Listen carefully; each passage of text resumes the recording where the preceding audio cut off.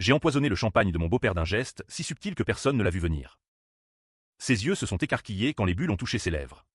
Mais il était trop tard, le poison agissait déjà, paralysant sa voix avant de ronger son âme. Et tout cela, sous les applaudissements de la noce, où ma sœur rayonnait dans sa robe blanche, ignorant que j'avais transformé son jour de joie en mon tribunal personnel. Paris, cette ville des amours éternels et des trahisons fugaces, m'avait vu naître et grandir dans l'ombre des boulevards haussmanniens. J'étais Claire, la cadette oubliée, celle qui avait toujours porté le poids des secrets familiaux comme un manteau trop lourd pour ses épaules frêles. Ma sœur aînée, Élise, était la perle de la famille, blonde, gracieuse, avec ce sourire qui désarmait les banquiers et les amants.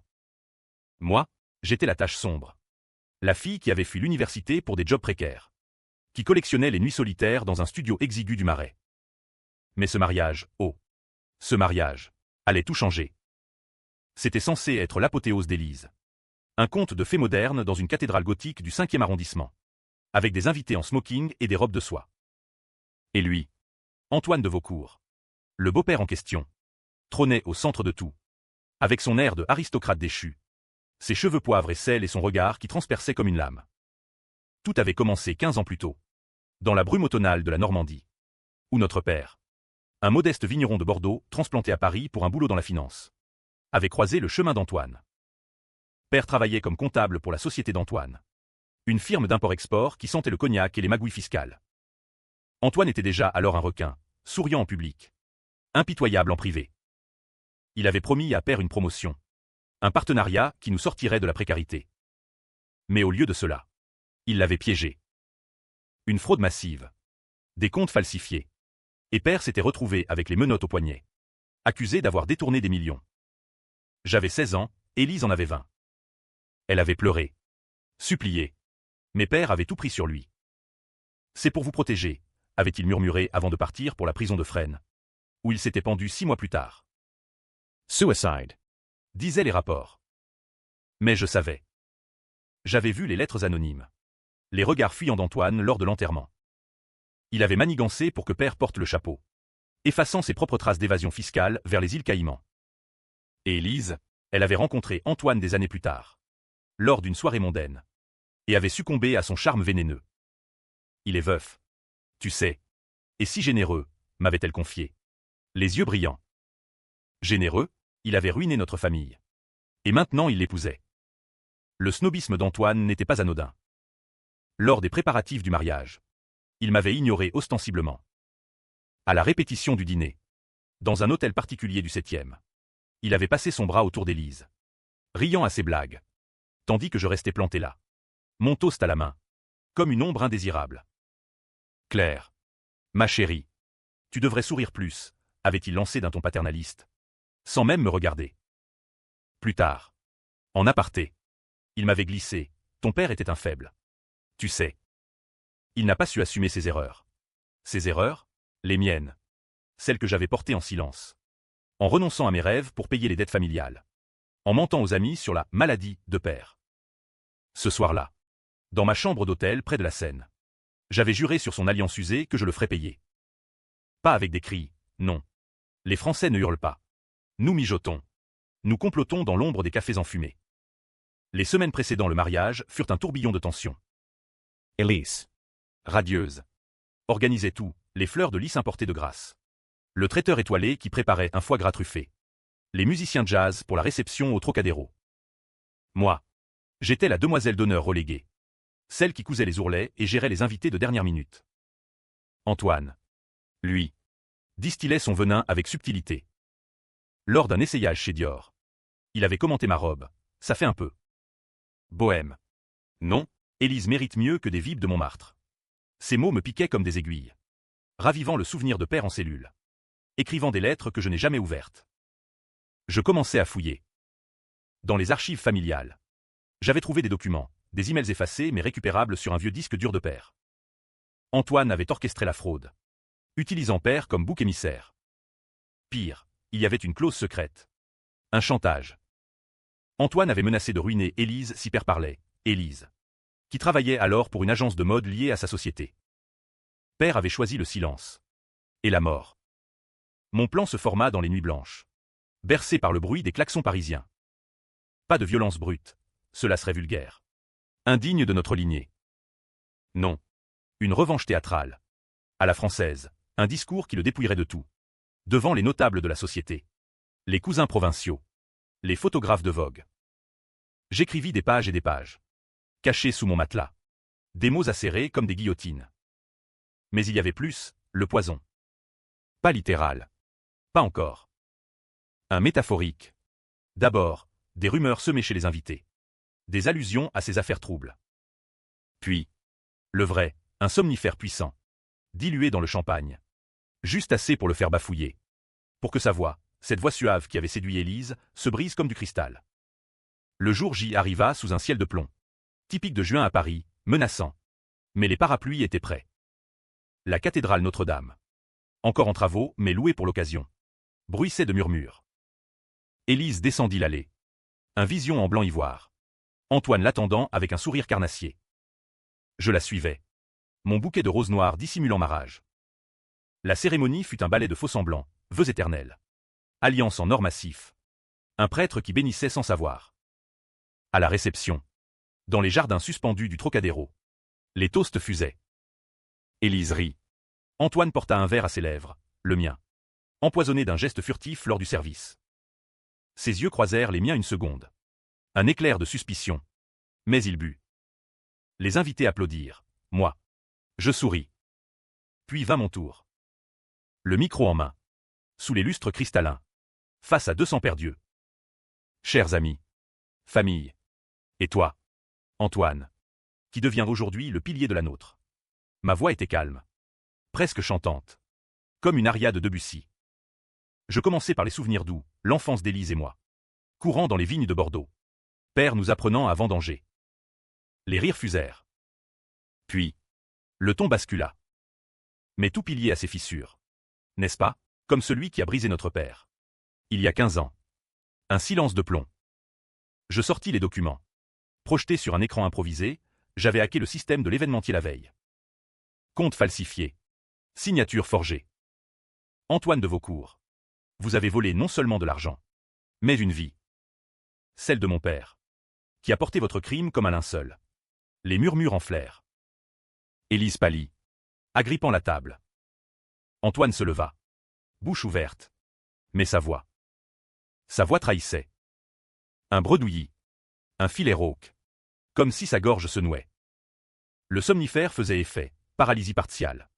Un tour de passe-passe s'achetait sur le dark web via un contact à Belleville. Tu mens, annonatait-il. Mais les mots se noyaient. Les invités se divisèrent, certains, amis d'Antoine, hurlèrent au scandale, d'autres, sensibles à l'histoire, pleuraient pour moi.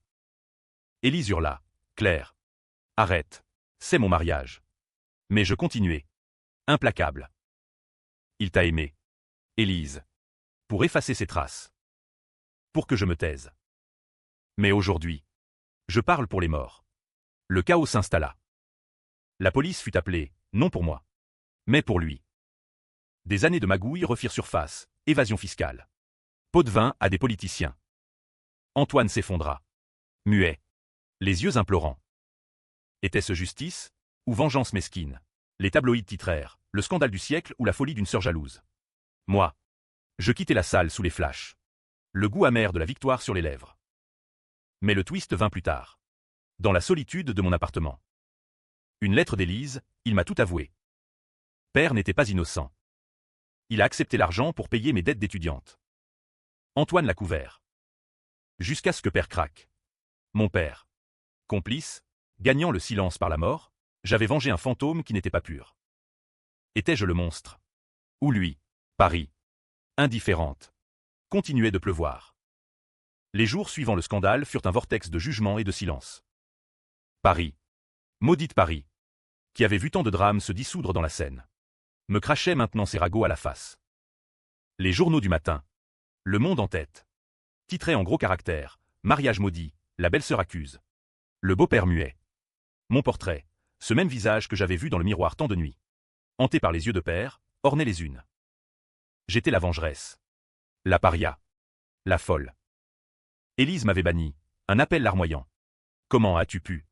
Claire, c'était mon jour. Puis, Le silence radio. Antoine. Hospitalisé pour intoxication alimentaire. Le somnifère avait été dosé juste. Mais les docteurs suspectaient plus. Il ne parlait toujours pas. Du moins pas en public. Les avocats grouillaient comme des rats dans les couloirs de la justice française. Lente et impitoyable. Pourtant, dans l'ombre de mon studio, je ne regrettais rien. Ou presque. Les nuits étaient pires. Rêve où père me tendait une main ensanglantée. Murmurant « Pourquoi maintenant ?» Je fouillais plus profond. Les documents que j'avais projetés n'étaient que la pointe de l'iceberg. Avec l'aide d'un hacker freelance, un gamin de banlieue que j'avais rencontré dans un bar à Absinthe du 18e, j'accédais au serveur d'Antoine. Des emails chiffrés révélaient tout, non seulement la fraude, mais un réseau de corruption touchant des ministres, des artistes, des banquiers.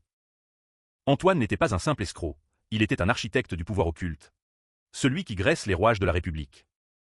Et père, il avait plongé dedans pour nous sauver, pour payer les frais médicaux de mère, morte trop tôt d'un cancer que les assurances avaient refusé. C'était pour la famille, avait écrit père dans un journal intime que je découvris, caché dans une cave normande. Ma revanche prenait une nouvelle ampleur. Pas seulement pour père, mais pour toutes les ombres qu'Antoine avait piétinées.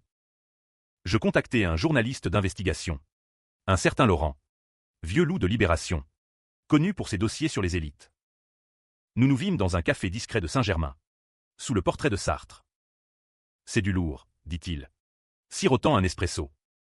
Mais risqué. De Vaucourt à des amis au placé. Je lui tendis une clé USB, preuve irréfutable. En échange, il promit un article qui ferait trembler l'Élysée. Pendant ce temps, Élise tentait de recoller les morceaux. Elle vint me voir un soir, frapper à ma porte comme une fugitive. Claire. Il est brisé. Le médecin dit que sa voix pourrait ne jamais revenir. Ses yeux, rougis, me suppliaient. Il m'aime, tu sais.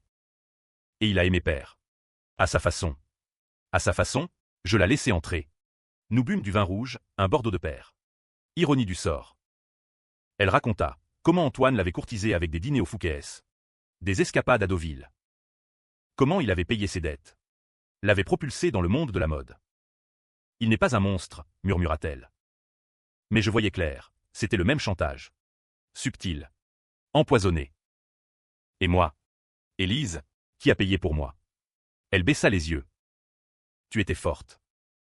Tu t'en sortais toujours. Forte, j'avais vendu mes bijoux. Dormi sur des canapés. Tout pour ne pas mendier. La nuit se termina en larmes. En accusation. Elle partit à l'aube, promettant de réfléchir. Mais je savais, elle choisirait le confort. Comme toujours. Le contre-coup vint vite. Des appels anonymes. Des ombres sous mes fenêtres. Antoine, muet mais pas inactif, lâchait ses chiens. Un soir, deux costauds en costard me coincent près du Pont-Neuf. Laissez tomber. Mademoiselle.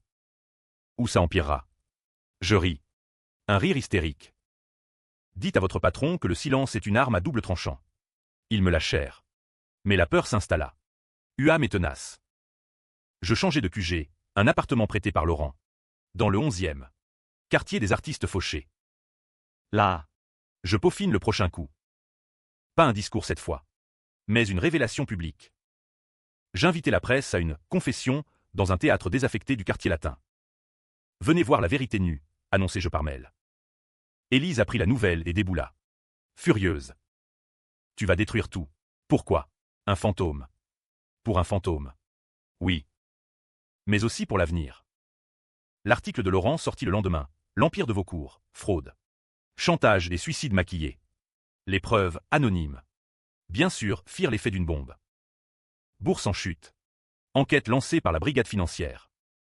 Antoine, toujours muet, fut placé en garde à vue. Élise m'appela. Voix brisée, c'est fini. Il avoue tout. Avoue, dans un murmure. Via un thérapeute. Père n'était pas innocent. Mais Antoine l'avait poussé au bord. Il avait falsifié plus qu'il n'admettait, impliquant même Élise dans de petites magouilles pour sa carrière. Le twist me frappa, ma sœur. Complice involontaire? Elle sanglota, je ne savais pas.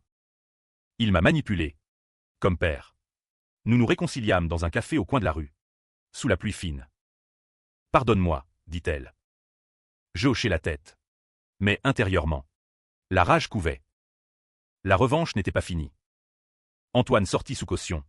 Voix rauque revenu partiellement. Promettant des poursuites. Mais je tenais les cartes, un enregistrement secret. Fait lors de sa confession. Où il admettait le chantage sur père. Utilise le si tu oses, avait-il craché lors d'une confrontation au palais de justice. José. Diffusé sur les réseaux. Il fit basculer l'opinion, de victime potentielle. Antoine devint le vilain absolu. Les invités du mariage. Ces hypocrites. Postaient des regrets sur Instagram. J'aurais dû voir les signes. Pourtant. Le doute s'insinuait. Étais-je meilleur que lui? Ma soif de vengeance avait-elle corrompu Élise? Brisé des innocents? Un soir. Seul avec une bouteille de Calvados. Je relus le journal de père. Claire. Ma petite. Protège ta sœur. Ne laisse pas la haine te consumer. Trop tard. Le climax approchait, un procès public. Où je témoignerais. Mais avant. Un dernier face-à-face avec Antoine. Dans une salle d'interrogatoire froide. Tu as gagné, grogna-t-il. Voix éraillée. Mais à quel prix? Élise te haïra. Je souris. Elle m'a déjà haï. C'est toi qui paies maintenant. Le procès d'Antoine de Vaucourt s'ouvrit sous les projecteurs impitoyables du tribunal de Paris. Ce colosse de pierre du 1er arrondissement qui avait vu défiler les scandales de la VE République. C'était un cirque, caméra de TF1 braquée sur l'entrée. Manifestant avec des pancartes « Justice pour les oubliés ». Et moi, au premier rang des témoins, vêtu d'un tailleur noir sobre, comme une veuve en deuil. Élise n'était pas venue. Je ne peux pas, avait-elle texté. Suivi d'un émoji cœur brisé. Son absence me rongeait. Mais je la balayais d'un haussement d'épaule. C'était pour elle. Aussi. Cette purge. Le juge. Une femme aux lunettes sévères nommée Madame Duval. Appela mon nom le premier jour. La salle se tut. Un silence palpable comme la brume matinale sur la Marne. Je montai à la barre. Main sur la Bible laïque, en France. On jure sur l'honneur. Pas sur Dieu. Madame Lefebvre, commença-t-elle. Racontez-nous ce 15 juin. Lors du mariage de votre sœur. Je respirai profondément. Sentant les regards, compassionnels pour certains. Accusateurs pour les amis d'Antoine. Je déballai tout, le snobisme. Les allusions. Le discours. Puis. Les preuves. L'écran géant afficha les emails. Les transferts bancaires.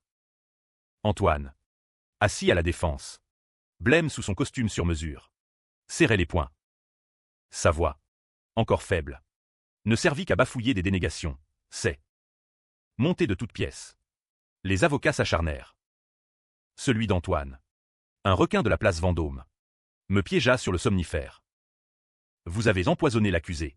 N'est-ce pas? Tentative de meurtre déguisée en revanche. La salle halta. Je ne niais pas. C'était symbolique. Pour lui voler sa voix. Comme il a volé celle de mon père. Murmures approbateurs d'un côté. Huées de l'autre. Les médias titraient déjà, la toxique belle-sœur, héroïne ou criminelle. Élise m'envoya un message pendant la pause. Arrête ça. Pour nous. Mais comment arrêter un train lancé vers l'abîme? Les témoignages suivants creusèrent le gouffre. Laqueur. Sous pseudonyme. Confirma les accès. Laurent le journaliste apporta le contexte. De Vaucourt n'est pas isolé. Son réseau touche l'Élysée. Un ancien employé d'Antoine. Un comptable tremblant. Avoua, il m'a forcé à falsifier. Comme votre père. Le tableau se dessinait. Un empire bâti sur des mensonges. Père comme première victime. Mais le twist vint d'Élise. Convoquée comme témoin. Elle entra. Pâle comme un spectre. Robe grise assortie à son humeur. Ma sœur. Elle a raison sur les faits. Mais sur l'intention. Sa voix chevrota. Antoine m'a aimé. Il a payé pour moi quand j'étais ruiné par des dettes de jeu. Père savait. Et il a accepté pour nous couvrir. La salle explosa. Père. Joueur, gagnant des fonds sales, j'eus l'impression d'un coup de poignard. Élise continua. Larmes aux yeux, Claire a transformé un mariage en lynchage. Est-ce justice? Ou jalousie d'une sœur non aimée? Les jurés se divisèrent visiblement, certains hochèrent la tête pour moi. D'autres pour elle. Antoine, profitant du chaos, murmura à son avocat quelque chose qui fit sourire ce dernier. Le contre-interrogatoire fut brutal. Vous ICM. De Vaucourt parce qu'il a pris votre place auprès d'Élise. N'est-ce pas? Lança l'avocat. Je ripostai. Ma place? J'ai porté le deuil seul pendant qu'il la courtisait avec mon héritage volé. Mais le doute s'était insinué. Étais-je la justicière? Ou la destructrice? Le soir. Dans un bistrot anonyme. Laurent me rejoignit. Ton témoignage a fait mouche. Mais Élise. Elle a semé le doute. Les gens adorent les familles brisées. Le procès s'étira sur des semaines. Un supplice byzantin de déposition et d'expertise. Antoine lutta. Révélant ses propres secrets pour contre-attaquer, des preuves que père avait détournées plus qu'admis. Des photos compromettantes d'Élise dans des soirées douteuses. Voyez. Mesdames et messieurs. Une famille pourrie de l'intérieur, tonna son avocat. Les tabloïds s'emballèrent, inceste financier ou vendetta sororale. Je visitai Élise en secret. Dans son appartement haussmannien vidé de ses luxes. Pourquoi as-tu dit ça? Demandai-je. Elle pleura. Parce que c'est vrai. En partie. Père n'était pas un saint. Et Antoine? Il m'a sauvé de moi-même. Sauvé, j'aurais pu la gifler. Au lieu de cela, je la serrai dans mes bras. Sentant nos mondes se fracturé. Le climax arriva lors de la plaidoirie finale. L'avocat général. Un homme bedonnant au verbe fleuri. Peignit Antoine en diable, un manipulateur qui a brisé des vies pour son empire. La défense riposta. Une conspiration ourdie par une jeune femme assoiffée de gloire. Ruinant un homme pour un passé qu'elle déforme. Moi, je n'avais plus de mots.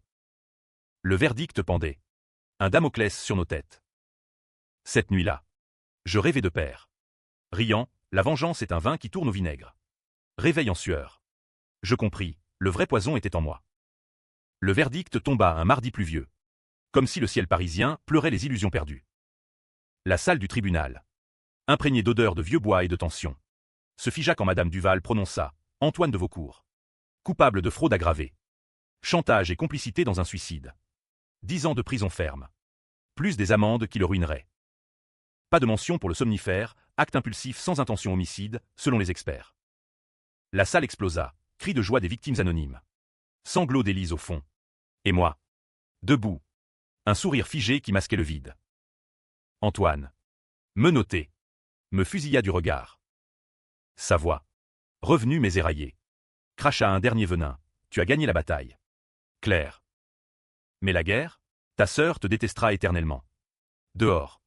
La meute médiatique m'engloutit. Flash aveuglant. Micro tendu. Êtes-vous satisfaite? Madame Lefebvre. Satisfaite? Je traversai la foule comme un fantôme. Élant un taxi vers Montparnasse. Là. Dans un bar à huîtres bondées. Je commandai un plateau. Arrosé de Sancerre. Seul. Je trinquai à pair, à la vérité. Amer comme le sel. Mais la victoire sonnait creux. Élise m'appela le soir même. Voix distante, c'est fini. Il purge. Mais nous, tu as détruit mon monde. Claire. Je tentai d'expliquer, les nuits sans sommeil. Le poids du secret. C'était pour nous libérer. Elle rit. Un rire brisé. Libéré, j'ai perdu mon mari. Ma carrière, les sponsors fut le scandale. Et toi, tu es une célébrité toxique. Les jours suivants furent un tourbillon de retombées. Laurent. Mon allié. M'offrit un job, chroniqueuse pour Libé. Sur les injustices sociales. Tu as du cran, dit-il. J'acceptai. Déménageant dans un 2 pièces vues sur la tour Eiffel. Symbole ironique de rêve brisé. Mais les ombres persistaient. Des lettres anonymes, de Vaucourt reviendra. Et il parlera. Sa famille. Ses cousins snobs de Neuilly. Intentèrent un procès civil pour diffamation. Je gagnai. Mais à quel prix? Élise rompit tout contact. Postant des photos idylliques de retraite en Provence. Sans moi. La fracture était définitive. Pourtant, un nouveau twist surgit. Comme un coup de théâtre dans une pièce de Molière. Une enveloppe anonyme glissa sous ma porte, un dossier sur père. Non pas complice, mais victime absolue. Antoine avait falsifié sa signature sur un prêt fictif, forçant le suicide pour couvrir ses traces. Pire, Élise savait. Depuis des mois. Un email daté d'avant le mariage, ne dit rien à Claire. Elle est trop impulsive. Mon cœur se serra. Ma sœur, gardienne du secret, je la confrontai dans un parc du Luxembourg. Sous les feuilles roussies d'automne. Pourquoi? Hurlai-je. Elle pleura, pour te protéger. Tu étais déjà si fragile après père. Fragile, j'éclatai, tu m'as laissé Gantou. La dispute fit les choux gras des ragots. Élise contre-attaqua dans une interview. Claire est une héroïne tragique. Mais sa soif de sang a empoisonné notre lien. Les lecteurs se divisèrent, forum en feu. Pétition pour justice pour les sœurs ennemies. Moi, je plongeai dans le travail. écrivant des articles acides sur les élites. Mais la nuit, Luambre revenait. Était-ce la fin? Antoine, de sa cellule à la santé, m'envoya une lettre. Tu as raison sur une chose, j'étais un monstre. Mais toi, tu en as forgé un nouveau en toi. Ces mots me hantèrent. Je visitais la prison, face à face derrière une vitre. Pourquoi m'avoir snobé? Demandai-je. Il sourit. Voir Hawk, pour te tester. Voir si le feu de ton père brûlait encore. Il brûle. Clair. Trop fort. Libéré sous condition après 2 ans, grâce à des appuis. Antoine réapparut. Ombre de lui-même. Il offrit des excuses publiques. Un fonds pour les victimes de fraude. Élise l'accepta. Divorcée mais liée par un pacte tacite. Moi, je refusai l'argent, préférant la cicatrice. Le vrai climax fut une rencontre familiale forcée. Pour l'anniversaire de mère. Autour d'une table normande. Vin et reproches coulèrent. Pardonne, murmura Élise. Je hochai, pas encore. Mais au fond, la haine s'estompait, laissant place à une paix huâme. Hiver enveloppa Paris d'un manteau de givre. Miroir de mon âme gelée. 2 ans après le verdict. La ville avait digéré le scandale, Antoine. Recyclé en consultant, éthique, à Bruxelles. Élise relancée dans la mode éco-responsable. Et moi, Claire Lefebvre. Auteur d'un mémoire à succès, La Voix volée, chronique d'une revanche française. Best-seller chez Gallimard. Les avances payèrent mes dettes. Et un appartement dans le 6e. Avec vue sur le jardin du Luxembourg. Mais la gloire était un leurre, interviews interminables. Ouais, on me taxait de féministe vengeresse ou de tragédienne hystérique. Les femmes m'idolâtraient, les hommes, méfiants, me courtisaient par pitié. Le twist final frappa comme un éclair dans la nuit, une grossesse. Pas planifiée. Fruit d'une nuit impulsive avec Laurent. Lors d'une soirée lancement.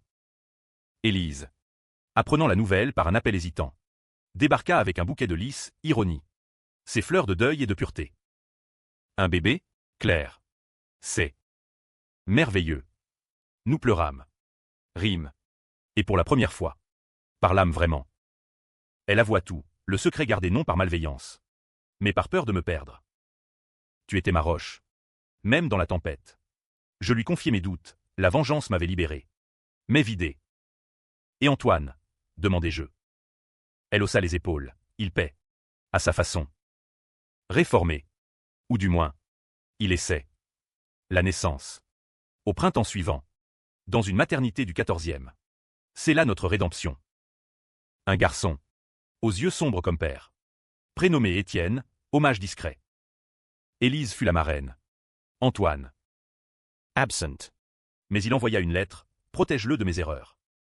Et pardonne. Si tu peux. Je brûlai la missive. Mais gardai les cendres comme talisman. Le bébé pleura. Et dans ce cri, j'entendis l'écho de voix perdues, celle de père. Rauque d'injustice, celle d'Antoine. Brisée par le silence, celle d'Élise. Enfin vrai. Était-ce un happy end, ou une trêve fragile? Les lecteurs de mon livre débattaient, Claire est une anti-héroïne moderne, justifiant la violence morale. D'autres, tragédie grecque, la revanche engendre le chaos. Moi, berçant Étienne sous les toits de Paris. Je choisis l'ambiguïté. La vie n'est pas un discours net, c'est un opéra wagnérien. Plein de trahison et de réconciliation forcée. Antoine snoba mon existence. Mais mon discours, ce poison lent, l'avait laissé sans voix pour toujours. Et dans ce silence, j'entendis enfin la mienne, forte, imparfaite, française jusqu'à l'os. Fin.